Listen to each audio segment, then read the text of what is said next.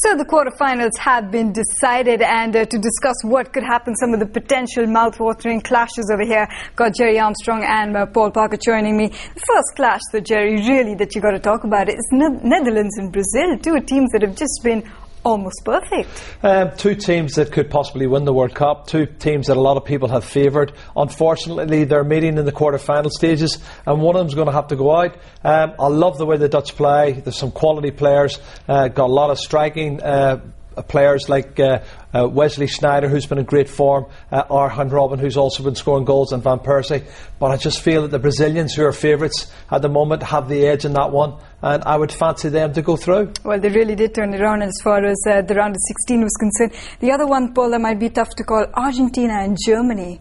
Can you call between those two? I think that's a difficult one to call, because you've got the youngsters, the so-called inexperienced youngsters of Germany, and then you've got the Argentinians with a great attacking line. It'd be a very open game, to be honest, really. We have to say that. Two defences which aren't the greatest, as we saw they were exploited quite a few times by England, and we have to say that England, if they can exploit them that many times, then there's chances for Argentina, especially with a Messi.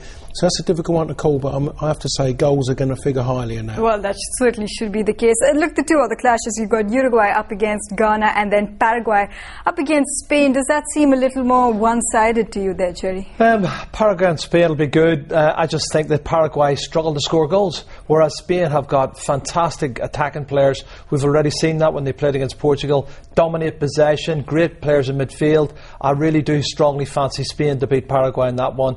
Uruguay and Ghana, tight, Paul, I would think. There's not a lot to choose between them. It would be nice to see an African team through, but they've got quality up front in Uruguay, haven't they? They certainly have got quality. Uruguay. Ghana worries me is that they're going to be they're naive up front, to be perfect honest. They've done great against USA, but I think naivety is going to come into it, I think, really in that game. And I think Uruguay, the way they've been going, they've been quite silent. They've been they've been the ones who have been quite silent in what they've done. They've sneaked up, and that's why they are where they are, because they are a good team. That's what they are. There's no stars in that side. Well, that's the only way you'd really know is how we're going to come up and keep all the action there on ESPN. You can watch both our experts over here, also in the studio, making sure that they get you through that. Thank you, both of you, for joining me for this one.